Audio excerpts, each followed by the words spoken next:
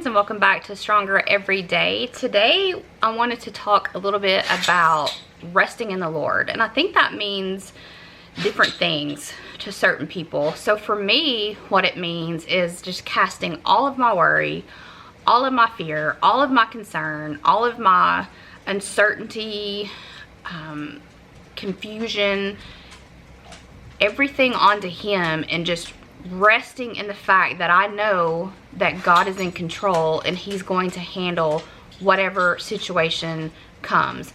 So sometimes that's easier said than done, and so I wanted to give you just a few examples of things currently in my life today that I'm having to kind of manage through. So I look a little paler than normal. I'm always fairly pale, but I've been sick and haven't been feeling the best, which no one enjoys being sick, right? You just don't feel good. You don't have a lot of energy, and I still don't have a lot of energy, but so I've been kind of dealing with that.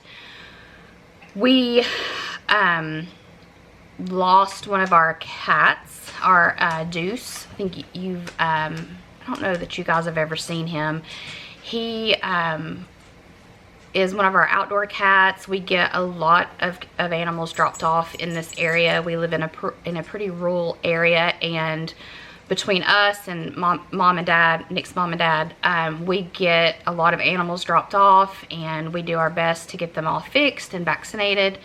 And sometimes they stay here, sometimes they go there. Deuce had started hanging out here pretty regularly for the past 6 months, and we just loved having him here.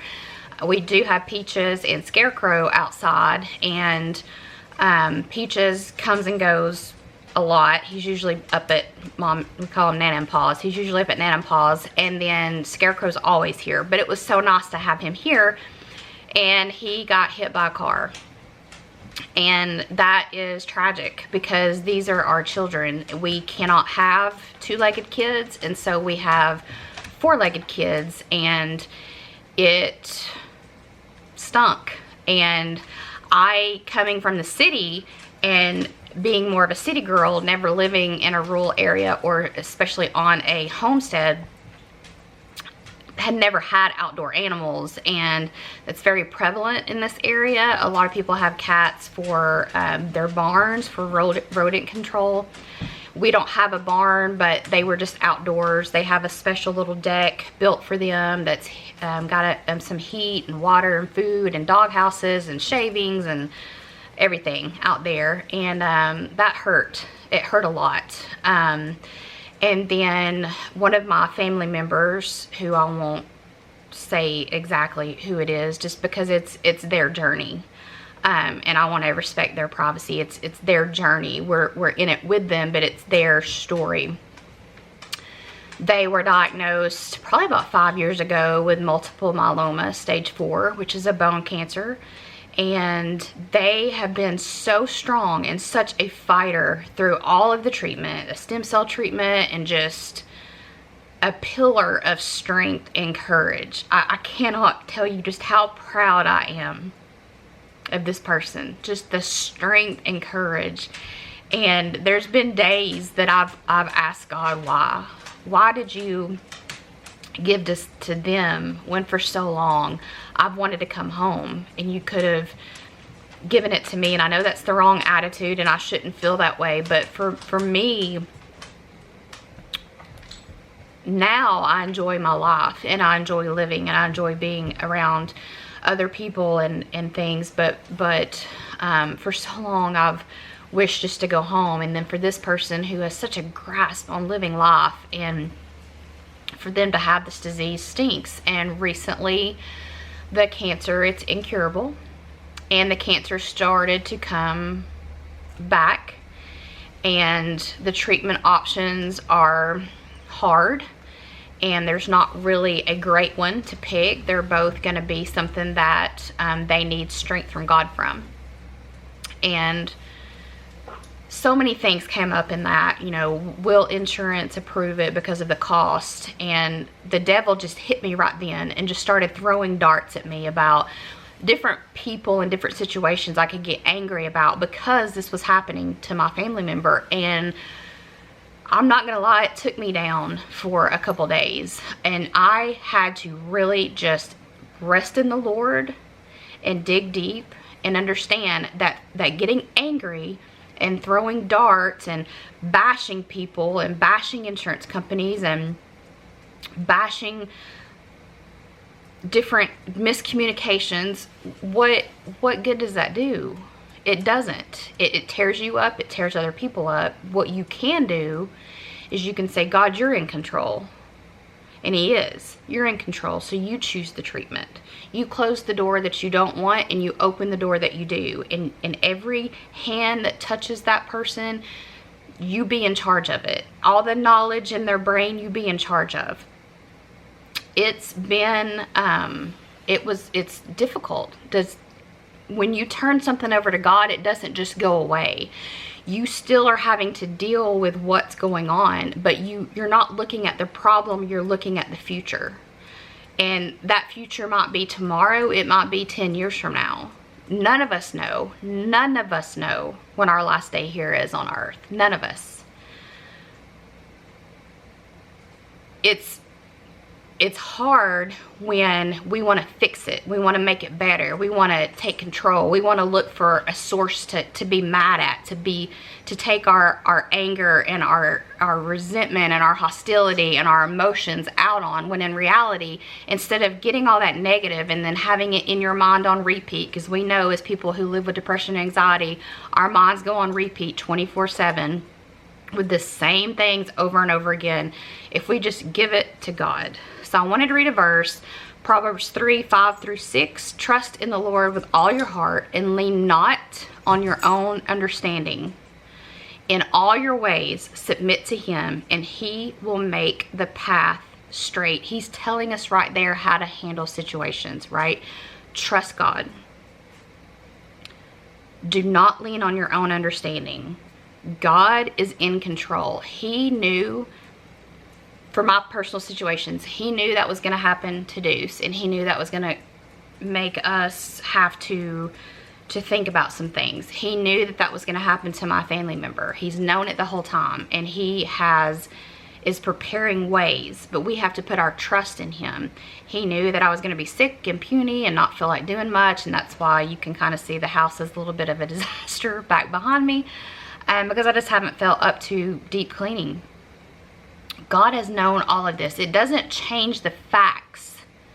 It changes your perspective. So you focus on God instead of what is actually going on. The devil tries so hard to get us off focus, right? He brings in pressures and emotions, temptations, anger, confusion. He wants to get all of that in our minds so that we then start focusing on all of that, and then we go away from resting in the Lord. And there's times for me personally, with someone who's been dealing with depression and anxiety for coming up on 3 decades, that I have to stop and just rest in the Lord. I have to take my hands off the situation and let God handle it. Now sometimes he's going to call you to make a move, but he's not going to ever tell you to make a move until you've spoke to him, right? We want to take control and fix it and make it better and do, and what we always end up doing is messing it up more. So another verse that I wanted to read is Proverbs 25:5. Guide me in your truth and teach me, for you are the God of my salvation. For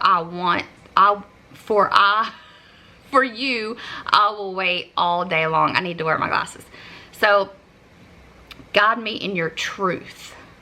Guide me, teach me. Taking our focus and putting it on God. Like I said, it's not going to make the cancer go away. No, he can. He can take the cancer away. It's putting our focus on him and watching him work, right? Because if it is a miracle and he does take the cancer away, then we know that 100% truly is God.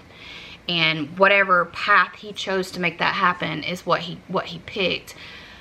And relying on him to be there, no matter what the outcome is, knowing that he's right there beside you and he is guiding you in ways to prepare is huge. And sometimes we feel like we're not productive, right? If we're not go. Well, I haven't slept in 3 days and I worked 22 hours and then I slept 2 hours. We brag about these things, and it's good to be productive. It's good to work. It's good to have good work ethic. It's good to want to be productive and be a valuable member, but it's also fine to rest in the Lord.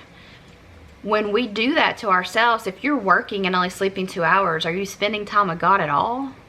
No, you're relying on your own strength and your own energy and your own self to get you through things. And we take our focus off God and onto our accomplishments. Well, look, you know, now that I'm working so much, we have a $500,000 home. Now that we're working so much, we have 2 brand new cars. Now that we're working so much, we have brand new furniture, brand new clothes, brand new this, brand new that.